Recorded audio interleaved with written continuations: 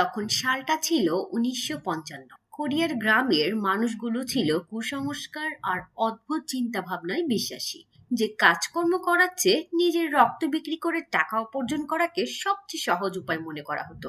এমনই অদ্ভুত এবং কুসংস্কার ভরা এক গ্রামে বসবাস করত সান নামের এই এতিম ছেলেটি। একমাত্র বেঁচে রয়েছে তার এই চাচা। তার বাবা মা সহ বাকি সবাই মারা গিয়েছিল। ২ বছর আগে ঘটে যাওয়া সাউথ কোরিয়া বনাম নর্থ কোরিয়ার যুদ্ধে তাদের গ্রামটা ছিল খুবই অউন্নত, এবং যুদ্ধে ক্ষতিগ্রস্ত হওয়াতে পর্যাপ্ত পরিমাণ কর্মসংস্থানও ছিল না। তাই স্থান যখন যে কাজ পায় সেটাই করে। পেট ভরে দুবেলা খাওয়াটাই ছিল তার কাছে এক ধরনের বিলাসিতা।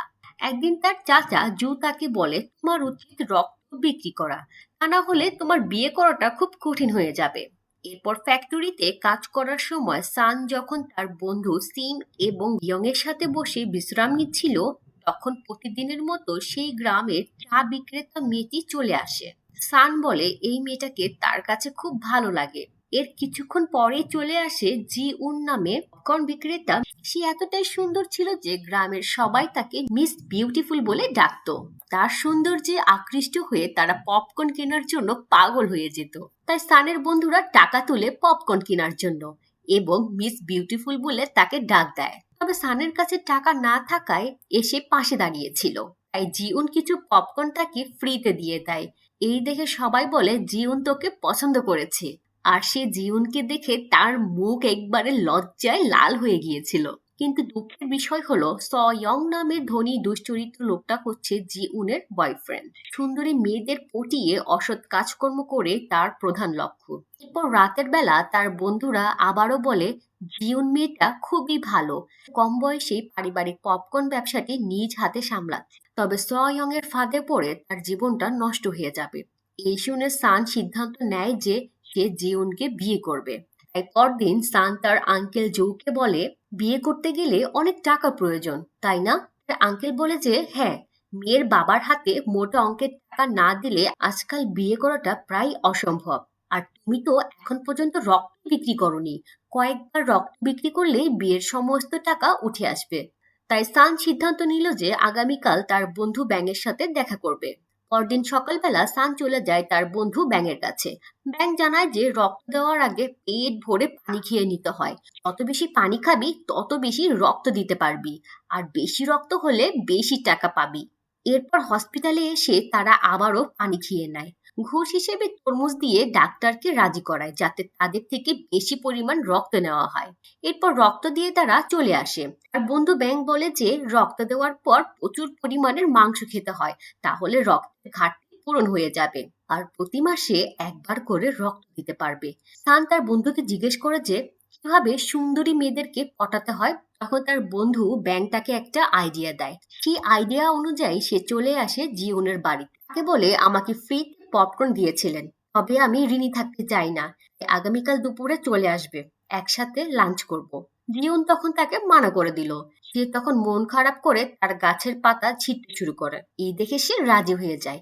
এতে সে প্রচন্ড খুশি হয়ে পুরো গ্রামে দৌড়ে বেড়ায়। এরপর দিন ঠিক সময় মতো তারা দেখা করে। প্রথমে তাকে এক পারফিউমের শপে নিয়ে যায়, তাকে একটা দামি পারফিউম কিনে দেয়। এরপর চলে আসে মাংসের দোকানে, তাকে প্রায় আধা কেজি মাংস কিনে দেয়। তারপর তখনকার জনপ্রিয় কটন ক্যান্ডি কিনে দেয়। এরপর চলে আসে রেস্টুরেন্টে। প্রথমেই বিফ বারবিকিউ নুডলস, তার পছন্দের ডাম্পলিংস এবং কফি দিয়ে লাঞ্চ শেষ করে নেয়। তারপর সান বলে, এখন তাহলে বিজনেসের কথায় আসা যাক। বিফ বারবিকিউ 400 টাকা, নুডলস 200 টাকা, ডাম্পলিংস 200। এছাড়াও কফি, পারফিউম, মাংস এবং ক্যান্ডি সহ সর্বমোট 2000 টাকা খরচ হয়েছে আমার। তাই এর বিনিময়ে আমাকে বিয়ে করতে হবে। এই শুনে জিউন তো একবারে হতবাক হয়ে যায়, এবং সে জানিয়ে দেয় যে এটা কখনোই সম্ভব নয়, কারণ সয়ং তার বয়ফ্রেন্ড। এই কথা শুনে সান খুবই কষ্ট পায়। এর কয়েক মাস পরে সান সরাসরি চলে আসে জিউনের বাড়িতে, এবং বাড়ি এসে জানতে পারে যে জিউনের বাবা তার মেয়ের বিয়ে সয়ং এর সাথে ঠিক করেছে। এই শুনে সান তাকে সতর্ক করে দেয় যে সয়ং একজন দুশ্চরিত্র লোক, তাই আমার কাছে বিয়ে দিলে আপনার মেয়ে খুব ভালো থাকবে। আর এই বলেই সে মাংস, মদ এবং কিছু টাকা উপহার দেয়। জিউনের বাবা সানকে খুব পছন্দ করে, তাই মাংস এবং মদ গ্রহণ করলেও টাকাটা ফিরিয়ে দেয়, এবং সে সানের প্রস্তাবে রাজি হয়ে যায়। আর মেয়েকে ডেকে বলে খুব শীঘ্রই তোমার বিয়ে হচ্ছে, তবে পাত্রটা হচ্ছে সান, সয়ং নয়। এরপর জিউনের বাবা পারিবারিক পপকর্ন বিজনেসটি তাকে এবং সানকে বুঝিয়ে দেয়। সমস্ত আত্মীয় স্বজনের উপস্থিতিতে তাদের বিয়েটি সম্পূর্ণ হয়। 11টি বছর কেটে যায়। জিউনের বাবা বেঁচে নেই, আর এখন তাদের ঘরে রয়েছে 3টি ছেলে সন্তান। সানের বড় ছেলে মিন সানকে বেশি ভালোবাসে, সবসময় তার কাজে সাহায্য করে। আর ওইদিকে সানের বন্ধুরা বলে সানের বড় ছেলে মিন হাসলে হুবহু সয়ং এর মতো দেখায়, মনে হয় তার আসল বাবা সয়ং। কারণ বিয়ের আগে জিউনের সাথে সয়ং এর সম্পর্ক ছিল। এরপর তার ছেলে খাবার নিয়ে তার বাবার কাছে চলে আসে। সে বলে গ্রামের সবাই বলছে তাকে দেখতে সয়ং নামক এক লোকের মতো। এই শুনে সান তাকে নিয়ে আসে সয়ং এর বাড়ির সামনে আর বলে এই লোকটা এই বাড়িতে থাকে, সে তোমার মাকে বিরক্তি করত, কিন্তু তোমার মা তাকে একবারেই দেখতে পারতো না, সে আমাকে ভালোবাসতো, এই জন্য লোকজন উল্টাপাল্টা কথা বলছে। তখন হঠাৎ বৃষ্টি শুরু হলে তারা এক দোকানে ঢুকে পড়ে। দেখা যায় দোকানের মহিলার কাছে একটা চিঠি আসে। সেই পোস্টম্যান মিনের হাতে একটা চিঠি দিয়ে বলে দেখে মনে হচ্ছে তুমি মিস্টার সয়ং এর ছেলে, চিঠিটা তোমার বাবাকে দিও। এই শুনে সান প্রচন্ড রেগে যায়। একদিন মিনকে বলে আজ সব কিছু প্রমাণ হয়ে যাবে।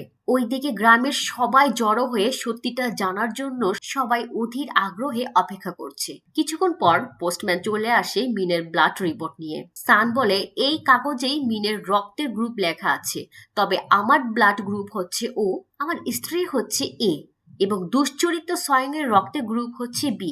তাই মিনের ব্লাড গ্রুপ আমার মতো অথবা তার মায়ের মতো হতে পারে, কখনোই বি হবে না। তাই আজকের পর থেকে তোমরা আজে বাজে কথা বন্ধ করবে। মিন আমার ছেলে। এই বলে সে ওই কাগজটা খুলে আর রিপোর্ট দেখে একদম হতবাক হয়ে যায়, কারণ মিনের ব্লাড গ্রুপ ছিল এ বি। পরিষ্কার প্রমাণ হয়েছে যে মিন সানের ছেলে নয়। সে প্রচন্ড রেগে বাড়ি চলে আসে আর জিউনকে জিজ্ঞেস করে সয়ং এর সাথে তার ফিজিক্যাল রিলেশন হয়েছিল কিনা। জিউন বলে যে একবার দুর্ঘটনাবশত তাদের ইন্টিমেট হয়েছিল। এই শুনে সে কান্নাকাটি শুরু করে আর বলে গত 11 বছর ধরে ওই দুশ্চরিত্র সয়ং এর ছেলেকে নিজ হাতে বড় করেছি। এদিকে মিন গিয়েছিল সয়ংকে দেখতে। জানালা দিয়ে দেখে তার অদ্ভুত নাচ। ঘরের সামনে সয়ং এর মেয়েরা বসেছিল। তাদেরকে বলে আমি তোমাদের ভাই, বাবাকে ডাকো। এরপর সয়ংকে সবকিছু জানায়। যাওয়ার সময় তাকে বাবা বলে ডেকে পালিয়ে যায়। তারপর দিন জিউন সানকে বলে তার কাজে সাহায্য করতে, কিন্তু সে চুপচাপ শুয়েছিল। মিন এসে সাহায্য করে। এরপর আবারও সানকে ডাকলে তখন সে আর কথা বলে না। আর এবারও সাহায্য করতে মিন চলে আসে। রাতের বেলা সে ওইখানে শুয়ে কান্না করছিল। পরদিন সকালবেলা গুলতি খেলার সময় সানের ছোট ছেলে অন্য বাচ্চাদের সাথে মারপিট করে। সেই ছেলেটা বলে আমি এখনই আমার বড় ভাইকে ডেকে আনবো। আর সানের ছেলে বলে সেও তার মেজো ভাইকে নিয়ে আসবে। এক দৌড়ে বাড়িতে চলে আসে, তার মেজো ভাইকে বুঝিয়ে শুনিয়ে ফাইট করতে নিয়ে যায়। কিন্তু বিপক্ষ দলের বড় ভাইটা ছিল তার চেয়ে অনেক লম্বা এবং স্বাস্থ্যবান। ভয় পেয়ে ঝগড়া মিটিয়ে ফেলতে চায়, কিন্তু ওই ছেলেটা তাকে লাথি মারে। তাই তারা চলে আসে তাদের বড় ভাই মিনকে নেওয়ার জন্য। মিন এসে ছেলেটার মাথা ফাটিয়ে দেয় আর বলে আমার ভাইদেরকে যে মারবে তার অবস্থা ঠিক এমনই হবে। বাড়ি ফিরলে মিনের মা তাকে শাস্তি দেয়। আর ওই ছেলেটির বাবা বিচার নিয়ে এসেছিল যে সানের বন্ধু সিম বলে তার ছেলের চিকিৎসার জন্য প্রায় 500 টাকা প্রয়োজন। তবে সান বলে দেয় সে কোনো টাকা দিতে পারবে না, কারণ মিন তার ছেলে নয়। টাকা নিতে চাইলে যেন সে সয়ং এর বাড়িতে যায়। তাই সিম সয়ং এর কাছে চলে আসে।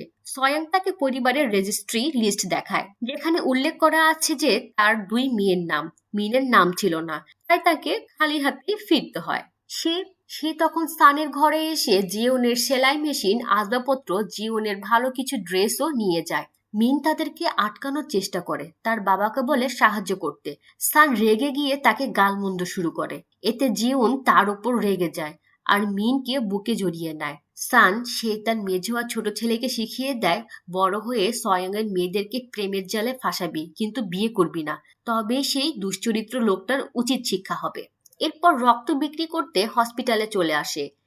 সে ডক্টরও তাকে নিয়ে হাসি ঠাট্টা করছে, কারণ সেও জেনে গিয়েছিল যে সয়ং হচ্ছে মিনের আসল বাবা। এতে সান খুবই রেগে যায় আর বলে মিনকে সে বাড়ি থেকে তাড়িয়ে দিবে, তাকে কখনোই সে মেনে নেবে না। ব্লাড দিয়ে বের হওয়ার সময় সে হসপিটালে দেখা যায় এক মহিলা। সেই হচ্ছে সেই চা বিক্রেতার মেয়েটা যার সাথে বিয়ে হয়েছে সানের বন্ধু রিয়ং এর। সে জানায় ড্রেনের গর্তে পড়ে তার পা ভেঙে গিয়েছে। আরো বলে যে এত বয়স হওয়ার পরেও জিউন এখনো ঠিক আগের মতোই সুন্দরী রয়েছে। সান বলে ওর এই সৌন্দর্য আমার জন্য কাল হয়ে দাঁড়িয়েছে। আসলে আমি পছন্দ করতাম তোমাকে। এরপর সান তাকে বাড়িতে পৌঁছিয়ে দেয়। মেয়েটা তাকে ভেতরে আসতে বলে। তারপর সে বাড়ি থেকে বের হতেই দেখে মিন সেখানে বসে রয়েছে। সে রেগে গিয়ে বলে আমার চোখের সামনে আসবে না। মিন বলে আমাকে ক্ষমা করে বাড়ি যেতে দাও, আমার থাকার কোনো জায়গা নেই। এই শুনে সে কিছুটা শান্ত হয়ে বলে বাকিদের সামনে বাবা ডাকলেও যখন একা থাকবো তখন আমাকে আঙ্কেল বলে ডাকবে। তখন তার রাজি হওয়া ছাড়া কোনো উপায় ছিল না।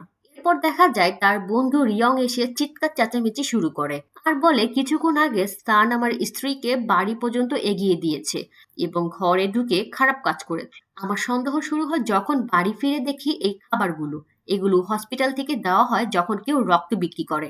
আর তখনই আমি খোঁজ নিয়ে দেখলাম যে সান রক্ত বিক্রি করেছে। এই শুনে জিউন প্রচন্ড রেগে যায়। আর রিয়ং যখন তাকে মারতে যাবে ঠিক তখনই মিন এসে বলে আমার বাবা আন্টিকে বাড়ি পর্যন্ত এগিয়ে দিয়েছিল কিন্তু ঘরে ঢুকেনি এবং আমি নিজের চোখেই দেখেছি আপনি অনেক বেশি মদ খেয়ে ফেলেছেন। এখন বাড়ি গিয়ে ঘুমিয়ে পড়ুন। এই শুনে সে হতভম্ব হয়ে পালিয়ে যায়। পরদিন সে আবারও রক্ত বিক্রি করে। সেই টাকা নিয়ে চলে আসে জিউনের কাছে। তাকে বলে আজকে আর কাপড় ধুতে হবে না, আমরা সবাই মিলে রেস্টুরেন্টে যাব। জিউন বলে এভাবে রক্ত বিক্রি করতে থাকলে তুমি অসুস্থ হয়ে পড়বে। সান বলে এছাড়া তো আর কোনো উপায় নেই। এরপর সান বাড়ি এসে বলে জলদি উঠে পড়ো, আজ আমরা ডাম্পলিংস খেতে যাব। এই শুনে তারা তিন ভাই খুশিতে লাফালাফি শুরু করে। তখন সে লক্ষ্য করে মিন হাসলে সোয়ং এর মতো দেখায়। এতে সে রেগে গিয়ে তাকে ডেকে নেয় আর বলে আমাদের সাথে তোমার যেতে হবে না, তুমি এখন যাবে আঙ্কেল জুয়ের বাড়িতে, তার সাথে ডিনার করবে। এই শুনে মিনের খুব মন খারাপ হয়ে যায় আর জিজ্ঞেস করে আমি যদি তোমার আসল সন্তান হতাম তাহলে কি তুমি আমাকে রেস্টুরেন্টে নিয়ে যেতে? সান বলে তুমি যদি আমার সন্তান হতে তাহলে আমি বাকিদের চেয়ে তোমাকে সবচেয়ে বেশি ভালোবাসতাম। এই শুনিয়ে সে হাসি মুখে চলে যাচ্ছিল। তখন জিউন তাকে দেখতে পেলে সে জানায় তার আঙ্কেল জুয়ের বাড়িতে ডিনার করতে যাচ্ছে। কিন্তু জিউন সবকিছুই বুঝতে পারছিল। দেখা যায় জুয়ের কাছে ডিনারের জন্য ছিল মাত্র 2-3টি মিষ্টি আলু। বেশিরভাগই সে খেয়ে নেয় আর মিনকে দিচ্ছিল সিল্কার সাথে লেগে থাকা অল্প একটু অংশ। মিন বলে আলুটা খুব সুস্বাদু, তবে তার পেট একটু ভরেনি। কিন্তু জু বলে সুস্বাদু খাবারগুলো এমনই হয়, যত খাবে ততই ক্ষুধা বাড়তে থাকবে, তাই সোজা বাড়িতে চলে যাও। ক্ষুধার যন্ত্রণা নিয়ে ছোট্ট ছেলেটা বাড়ির দিকে রওনা হয়। ওইদিকে সান আর তার বাচ্চাদের নিয়ে বাড়ি ফিরে আসে। জিউন সানকে বলে মিনের প্রতি এতটা নির্দয় না হলেও পারতে, ছেলেটা হয়তো না খেয়ে রাস্তায় রাস্তায় ঘুরছে। এই বলে তাকে খুঁজতে বেরোয়। সানও বেরিয়ে পড়ে মিনকে খোঁজার জন্য। সে মন খারাপ করে বাড়ির দিকে ফিরছিল আর তখনই তাকে দেখতে পায় আর সে তাকে দেখতেই একবারে পিছনে লুকিয়ে পড়ে। সান তাকে দেখে ভয়ে অন্ধকারের মধ্যে গুটিসুটি হয়ে বসে রয়েছে। এরপর তারা বাড়ির দিকে যাচ্ছিল। তখন জিউন তাকে দেখতে পেরে দৌড়ে এসে বুকে জড়িয়ে নেয় আর বলে মাকে ক্ষমা করে দিও, এই ছোট্ট বয়সে তোমাকে অনেক কষ্ট সহ্য করতে হচ্ছে। এরপর একদিন হঠাৎ করে নাক দিয়ে রক্ত বের হয়ে অজ্ঞান হয়ে পড়ে যায় সয়ং এবং ডক্টর বলে যে মস্তিষ্কের জটিলতার কারণেই এমনটা হয়েছে। এর চিকিৎসা তার জানা নেই, এখন ঈশ্বরের কাছে প্রার্থনা করাই একমাত্র উপায়। এই খবর শুনে সান ব্যাপক খুশি হয়ে যায়। সে বলে ওই দুশ্চরিত্র লোকটা মরে গেলে আরো খুশি হব। ওইদিকে সোয়াং এর স্ত্রী তার স্বামীর জন্য প্রার্থনা করার ব্যবস্থা করে। সেই ধর্মগুরু জানিয়ে দেয় যে অসুস্থ ব্যক্তির পুত্র সন্তান ব্যতীত অন্য কেউ প্রার্থনা করতে পারবে না। তাই এখন মিনকে নিয়ে আসা ছাড়া আর কোনো উপায় ছিল না। তাই পরদিন সে সানের বাড়িতে চলে আসে।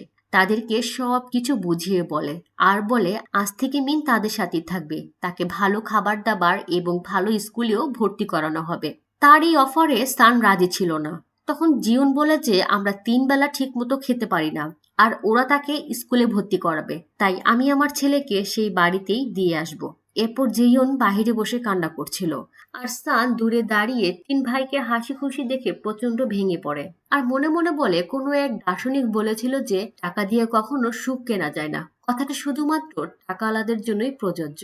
আমাদের মতো গরিবদের জন্য নয়। এর পরদিন সে মিনকে বলে, তোমাদের 3 ভাইয়ের মধ্যে তুমিই ছেলে আমার সবচেয়ে বেশি পছন্দের। তবে যখন তোমার ব্লাড গ্রুপ সয়ং-এর সাথে মিলে গেল, তারপর থেকে আমি তোমার সাথে অনেক খারাপ ব্যবহার করেছি। তার জন্য আমাকে তুমি ক্ষমা করে দিও। এরপর মিন চলে যায় সয়ং-এর বাড়িতে। তখন দেখানো হয় যে প্রার্থনার জন্য সবকিছু রেডি করা। মিনকে বলা হয় মন্ত্র পড়তে। মন্ত্রটা হচ্ছে উচ্চস্বরে বলতে থাকবে, বাবা ফিরে এসো। কিন্তু দেখা যায় যে সে ঠিকভাবে বলছিল না। আর এইদিকে ঠিকভাবে মন্ত্র বলতে না পারায় তারা খুব রেগে যায়। মিন বলে, আমি তাকে বাবা ডাকতে পারবো না, আমার বাবার নাম সান। আর তখনই দেখা যায় যে সান সেই বাড়িতে এসে জানালা দিয়ে উকি দিচ্ছিল। তখনই মিন তাকে দেখে ফেলে আর চিৎকার করে বলতে থাকে, বাবা আমাকে নিয়ে যাও। ছোট্ট বাচ্চাটার এই আকুত মিনতি শুনে সে ঘরের ভিতর চলে আসে, সবকিছু ভেঙে চুরে তাকে জড়িয়ে ধরে। এরপর তাকে পিঠে চড়িয়ে নিয়ে আসে। মিন প্রচন্ড খুশি হয়ে গিয়েছিল। বাড়ি ফিরতেই তারা 3 ভাই আবারও এক হয়ে যায়। সানির তখন মনে হয় তার জীবনের সঠিক সিদ্ধান্তগুলোর মধ্যে ছিল এইটা অন্যতম। এরপর থেকেই মিনের জীবনে আবারও আনন্দ ফিরে আসে। একদিন হঠাৎ করেই মিন জ্ঞান হারিয়ে ফেলে। তার বাবা মা তাকে হসপিটালে নিয়ে যায়। ডাক্তার জানায় মিন তার বাবা সোয়াং এর মতো মস্তিষ্কের এক বিরল রোগে আক্রান্ত হয়েছে। তবে মিন সুস্থ হতে পারে, তাকে শহরের কোনো ভালো হসপিটালে চিকিৎসা করাতে হবে। আর সেখানে প্রায় 30,000 টাকা খরচ করতে হবে। এই শুনে তারা ছুটে আসে বাস স্ট্যান্ডে। সান বলে, তুমি জলদি হসপিটালে চলে যাও, টাকা পয়সার ব্যবস্থা করে আগামীকাল চলে আসব। ছেলের চিকিৎসার টাকা ব্যবস্থা করতে পুরো গ্রামে ছুটে বেড়ায়। প্রথমে যায় সে তার আঙ্কেল জয়ের বাড়িতে। সে তার জমানো 250 টাকা দেয়। এরপর তার বন্ধু সিম এবং রিয়ং এর কাছে আসে, কিন্তু তারা তাকে খালি হাতে ফিরিয়ে দেয়। তারপর সে সোয়াং এর বাড়িতে যায়। তার স্ত্রী তাকে অপমান করে তাড়িয়ে দেয়। তাই নিরুপায় হয়ে রক্ত বিক্রি করার জন্য চলে আসে। ডক্টর জানায়, আমার পক্ষে আবারও রক্ত নেওয়া সম্ভব নয়, কারণ তুমি কয়দিন আগেই রক্ত দিয়েছিলে। এই শুনে সে তার পায়ে পড়ে। ডক্টর তখন তাকে একটা পরামর্শ দেয়, তুমি অন্য কোনো হসপিটালে রক্ত বিক্রি করতে পারো, কারণ তারা জানে না তুমি শেষবার কখন রক্ত দিয়েছিলে। পরদিন সে 2 ছেলেকে বাড়িতে রেখে শহরের হসপিটালের উদ্দেশ্যে রওনা দেয়। এরপর সে ওই হসপিটালে রক্ত বিক্রি করে। সেখান থেকে প্রায় সে 3,000 টাকা পায়। এরপর আরো কয়েকটা হসপিটালে তার রক্ত বিক্রি করে। হাসপাতাল থেকে খাবারগুলো সে ঠিক মতো খায় না। গাড়ির ভাড়া পরিবর্তে সে খাবারগুলো ড্রাইভারকে দিয়ে দেয়। হঠাৎ বৃষ্টি শুরু হয়ে যাওয়ায় রাস্তা থেকে একটা ছাতা কুড়িয়ে নেয়। থাকার মতো কোনো জায়গা ছিল না। আর হোটেল ভাড়া করেও টাকা খরচ করতে চায় না। সে প্রবল বৃষ্টির মধ্যে ভাঙা ছাতাটিই ছিল তার শেষ ভরসা। আর কিছুক্ষণ পরপরই সে তার টাকা গোনে। দেখে যে সর্বমোট 12,000 টাকা ম্যানেজ করেছে। এরপর সে আরেকটি হসপিটালে রক্ত দিতে চায়। সেখানে কয়েকজনের মুখ একদম ফ্যাকাশে হয়ে গিয়েছিল। অর্থাৎ তারাও সানের মতো অতিরিক্ত পরিমাণের রক্ত বিক্রি করেছে। তাই নার্স তাদেরকে দেখতেই বের করে দেয়। আর এই দেখে সে পালিয়ে বাহিরে চলে আসে। চেহারার ফ্যাকাশে ভাব দূর করতে নিচের দিকে ঝুলে থাকে। এরপর বৃষ্টির পানিতে মুখ ধুয়ে রক্ত দিতে চলে আসে। এখানে 3,000 টাকা পেয়ে 15,000 টাকা হয়। এখনো পর্যন্ত শুধুমাত্র অর্ধেক টাকায় সে জোগাড় করতে পেরেছিল। ওইদিকে সানের অপেক্ষায় পথ চেয়ে বসেছিল জিউন। ডাক্তার জানায় আজকেই সব টাকা জমা দিতে হবে, তা না হলে মিনের চিকিৎসা বন্ধ থাকবে। অপরদিকে সান আবারও রওনা হয় অন্য একটি হসপিটালে রক্ত বিক্রি করতে। রক্ত দেওয়ার সময় সে অজ্ঞান হয়ে যায়। ডাক্তার জানায় যে তার ব্লাড প্রেশার একদম কমে গিয়েছিল, আর একটু হলে সে মারাই যেত। তাই তারা বাধ্য হয়ে তার শরীরে এক ব্যাগ রক্ত প্রবেশ করানো হয়। অর্থাৎ উপার্জন করতে গিয়ে তার 3,000 টাকা লস হয়ে গেল। এই শুনে সে ডাক্তারকে বলে যে রক্তটুকু সব বের করে নিন, তবুও টাকাগুলো আমি দিতে পারবো না। এক পর্যায়ে ডাক্তারকে মারধর শুরু করে, আর তখনই ডাক্তার তাকে ধাক্কা দিয়ে ফেলে দেয়। তখন তার পকেট থেকে টাকাগুলো নিচে পড়ে যায়। আর লোভ সামলাতে না পেরে রক্ত বিক্রি করতে আসা লোকজন ঝাঁপিয়ে পড়ে। সে তখন বুঝতে পারে যে আর একবার রক্ত বিক্রি করলে সেও হয়তো মারা যাবে। আর তখন তার কোনো উপায় ছিল না। তাই চলে আসে সেই শহরে যেখানে ভর্তি আছে তার ছেলে মিন। রক্ত স্বল্পতার কারণে সবকিছু অন্ধকার হয়ে আসছিল। তবুও বহু কষ্টে সেই হসপিটালের সামনে চলে আসে। ভেতরে এসে চিৎকার চেঁচামেচি করে তার ছেলেকে ডাকে। শারীরিক দুর্বলতা আর মাথা ঘোরানোর কারণে ঠিকমতো সে কিছুই বুঝিয়ে বলতে পারছিল না। গত 5 দিন আগে আমার স্ত্রী এবং সন্তান এই হসপিটালে এসেছিল, তবে তার কথা কেউ শোনে না। পাগল ভেবে তাকে বের করে দেয়। সে তখন মিনের নাম ধরে ডাকতে থাকে। তার আওয়াজ মিন শুনতে পায়, তবে বাইরে এসে কাউকে দেখতে পায় না। তার বিশ্বাস ছিল তার বাবা অবশ্যই আসবে। এই ভেবে জানালা দিয়ে বাহিরে তাকায়, দেখে তার বাবাকে ধাক্কা দিয়ে বের করে দিয়েছে। অসহায়ের মতো বিল্ডিং এর এক কোণে বসে কান্না করছিল। এই দেখে বাচ্চা ছেলেটি তার হাতের সুই খুলে হসপিটাল থেকে বেরিয়ে আসে। এখন আবারও তার মাথায় প্রচন্ড ব্যথা শুরু হয়। সে কোনোভাবে দাঁড়িয়ে সমস্ত শক্তি দিয়ে তার বাবাকে ডাকে, আর সান তাকে দেখতে উঠে চলে আসে। তার ছেলে রেলিং টপকিয়ে রাস্তায় নামছিল, কিন্তু সে তাকে মানা করে রেলিং না টপকাতে। মিনকে সুস্থ দেখে সে সব কিছু ভুলে গিয়েছিল। তার কাছে সে পরম আদরের, তাকে জড়িয়ে ধরে। মিন জানায় তার চিকিৎসা ভালোভাবেই হয়েছে, সে এখন সুস্থ আছে। তবে তার মায়ের কথা বলেই অঝরে সে কান্না শুরু করে। এরপর তারা হসপিটালে চলে আসে জিওনকে দেখতে। দেখে সে খুব অসুস্থ অবস্থায় শুয়ে আছে। তার পাশেই রাখা ছিল ডক্টরের একটি রিপোর্ট। রিপোর্টে লেখা আছে, আমি সজ্ঞানে 30,000 টাকার বিনিময়ে আমার একটি কিডনি বিক্রি করে দিলাম। এই দেখে সান নিজের চোখের পানি আটকে রাখতে পারে না। তার হাত ধরে বলে, পৃথিবীর সবচেয়ে হতভাগা স্বামী হচ্ছি আমি। আমাকে ক্ষমা করে দিও, তোমাদের জন্য কিছুই করতে পারিনি। এরপর সে ছেলেকে জড়িয়ে ধরে বলে, যেদিন তোমার জন্ম হয়েছিল মনে হয়েছে পৃথিবীর সবচেয়ে সুখী মানুষটি আমি। তুমি শুধুমাত্র আমারই ছেলে। এরপর তারা সুস্থ হয়ে গ্রামে ফিরে আসে। সবাই মিলে রেস্টুরেন্টে এসেছিল তাদের পছন্দের ডাম্পলিংস খেতে। সাথে ছিল আস্ত মাছের মজাদার ফিশ কারি। এতগুলো খাবার দেখে তারা খুশিতে ঝাঁপিয়ে পড়ে। আর এমন এক অসাধারণ সুন্দর মুহূর্তেই এই গল্পটির সমাপ্তি ঘটে। সো ভিউয়ার্স, আজকের মতো এখানেই বিদায় নিচ্ছি। দেখা হবে আবার অন্য কোনো মুভির গল্প নিয়ে।